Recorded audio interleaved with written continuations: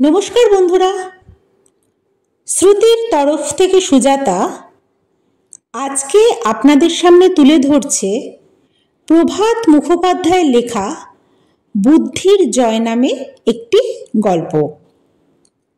দুটি মানুষে, দুটি পরিবারে, দুটি শহরে বা দুটি সংগঠনের মধ্যে রেষারেষি আজন্মের। এই রেষারেষি কখনো খেলা নিয়ে, কখনো অন্য কিছু নিয়ে। রেষারেষির ফল যে সবসময় ভালোই হয় সেটা কিন্তু নয়। বুদ্ধির জয় গল্পটিতে আমরা দেখি যে আসলে বুদ্ধিরই জয় হলো নাকি অন্য কিছু। যাই হোক, ফেরা যাক গল্পে। শুনতে থাকুন, সঙ্গে থাকুন। নন্দীপুর ও গোসাইগঞ্জ নামক পাশাপাশি দুটি বর্ধিষ্ণু গ্রাম ছিল। গ্রাম দুটিতে বারোয়ারি অন্নপূর্ণা পূজা, দুর্গা পূজা, সেই সঙ্গে যাত্রা, গান, বাজনা, আনন্দ উৎসব নিয়ে রেষারেষি লেগেই থাকত। এমনকি গ্রামবাসীদের ওপর তার প্রভাবও পড়ত। এই গ্রামের লোক ও গ্রামের লোকেদের টেক্কা দিতে চাইত। এইভাবে দিন কাটছিল দুই গ্রামের মানুষদের। গোসাইগঞ্জের মাতব্বর এবং গ্রামের অভিভাবক বলা যায় হিরু দত্তকে। একদিন চণ্ডী মণ্ডপে বসে তিনি গ্রামের হোমরা চোমরা কয়েকজনের সঙ্গে যখন আগামী অন্নপূর্ণা পূজা কিভাবে করতে হবে সে বিষয়ে আলোচনা করছিলেন, ঠিক সেই সময় গ্রামের রামচরণ মণ্ডল হাঁপাতে হাঁপাতে এসে বললেন, এবার যা হবার নয় তাই হয়েছে।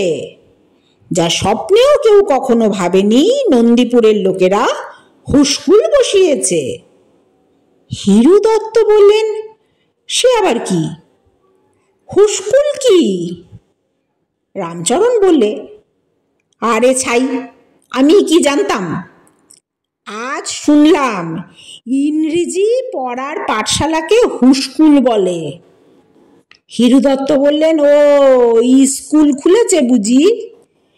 রামচরণ বললে, হ্যাঁ গো হ্যাঁ, একজন ম্যাস্টার নিয়ে এসেছে। ইংরেজি পাঠশালার গুরুমশাইকে নাকি ম্যাস্টার বলে। স্বচক্ষে দেখে এলাম। দাশু ঘোষের চণ্ডী মণ্ডপে ম্যাস্টার বসে 12 জন ছেলেকে ইংরেজি পড়াচ্ছে।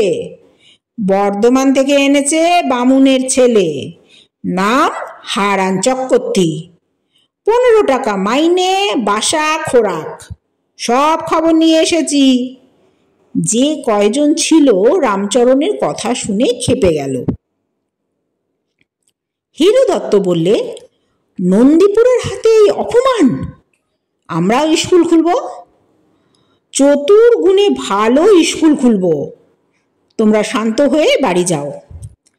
আজই খাওয়া দাওয়া করে আমি বেরোচ্ছি। কলকাতা থেকে ওদের চেয়ে ভালো মাস্টার নিয়ে আসব। ওরা 15 টাকা দিয়ে মাস্টার এনেছে, আমরা 25 টাকা মাইনে দেব।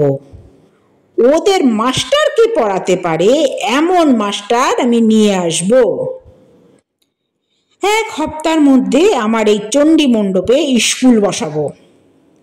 জয় গোসাইগঞ্জের জয়, জয় হিরু দত্তের জয়। চিৎকার করতে করতে গোসাইগঞ্জের জনতা প্রস্থান করল। কলকাতা থেকে মাস্টার নিয়ে হিরু দত্ত চতুর্থ দিবসে গ্রামে ফিরলেন। মাস্টার মহাশয়ের নাম ব্রজগোপাল মিত্র। ইংরাজি বলতে, কইতে, লিখতে, পড়তে তিনি নাকি ভারী ওস্তাদ। মাস্টারের মুখে ইংরেজি শুনে, তার চালচলন ইংরেজিয়ানা দেখে গ্রামের লোক একেবারে মোহিত হয়ে গেল। হিরু দত্তের প্রতিজ্ঞা অনুসারে পরদিনই স্কুল খুলল। 15-16টি ছাত্র। কলকাতা থেকে দত্তমশাই নিজের খরচে প্রচুর স্লেট, পেন্সিল, স্পেলিং বুক, পুস্তক এনেছিলেন। বিনামূল্যে সেগুলো ছাত্রদের বিতরণ করা হলো। এবার পুজো ছেড়ে মাস্টারদের নিয়ে পড়ল দুই গ্রামের লোকেরা। গোসাইগঞ্জ বলে, বর্ধমানের মাস্টার, ও জানেই বা কি, পড়াবেই বা কি। নন্দীপুর বলে, আমাদের মাস্টার তো বলেছে ওই বেজা মাস্টার হয়েছে, ওটা তো মহামূর্খ। উভয় মাস্টারের পরস্পরের প্রতি এই তীব্র অপবাদ প্রয়োগের ফল হলো উভয় গ্রামই স্ব স্ব মাস্টারের অসাধারণ পাণ্ডিত্য সম্বন্ধে সন্দিহান হয়ে উঠল।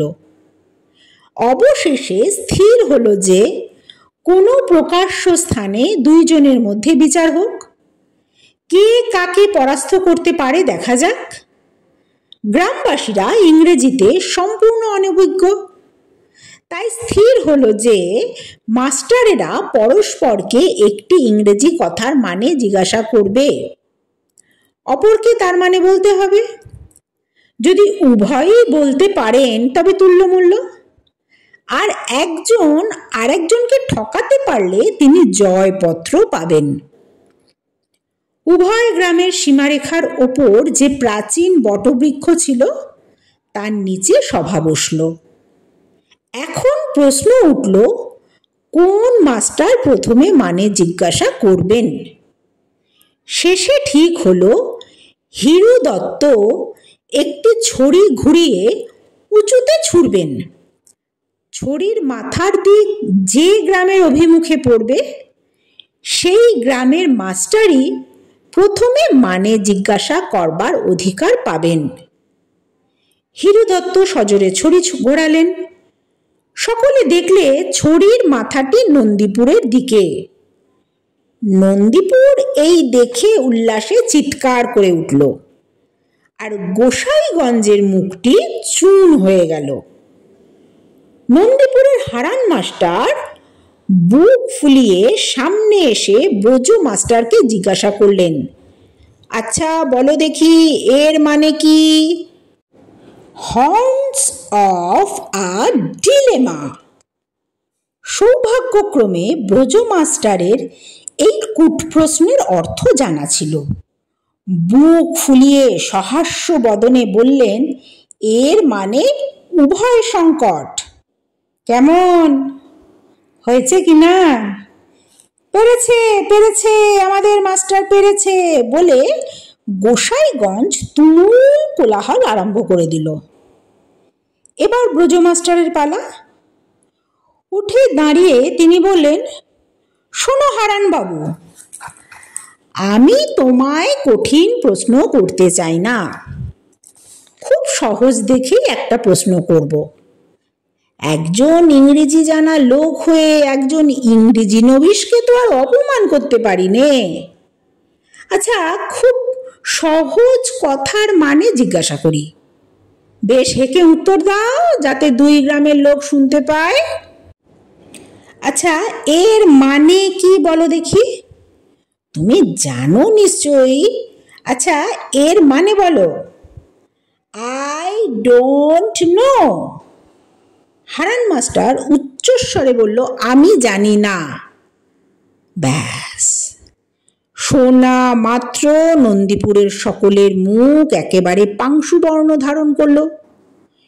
সেই মুহূর্তে গোসাইগঞ্জের দল একসঙ্গে দাঁড়িয়ে উঠে বিপুল বেগে নৃত্য ও চিৎকার করতে লাগলো। হো হো হো, জানে না নন্দীপুর জানে না, হেরে গেল দুও দুও। হারান মাস্টার মহাবিপন্নভাবে সকলকে কি বলতে চেষ্টা করলেন, কিন্তু ঠিক সেই সময় গোসাইগঞ্জের ঢাক ঢোল কারা নাকারা ও রামসিংহা সমবেতভাবে গর্জন করে উঠল। তার কথা আর কারও শ্রুতিগোচর হবার সম্ভাবনাই থাকলো না। গোসাইগঞ্জের কয়েকজন বলশালী লোক আনন্দে নৃত্য করতে করতে অগ্রসর হয়ে ব্রজগোপালকে স্কন্ধের ওপর তুলে গ্রামাভিমুখে রওনা হলো। পরদিন শোনা গেল হারান মাস্টার নন্দীপুর ত্যাগ করে চলে গেছেন, আর স্কুলটিও বন্ধ হয়ে গেল। গোসাইগঞ্জের ব্রজ মাস্টার অপ্রতিহত প্রভাবে মাস্টারি করে যেতে লাগলেন। ধন্যবাদ। শেষ হলো আজকের গল্প বুদ্ধির জয়। কিন্তু সত্যিই কি বুদ্ধির জয় হলো, নাকি শুভ বুদ্ধির পরাজয় ঘটল অশুভ বুদ্ধির কাছে?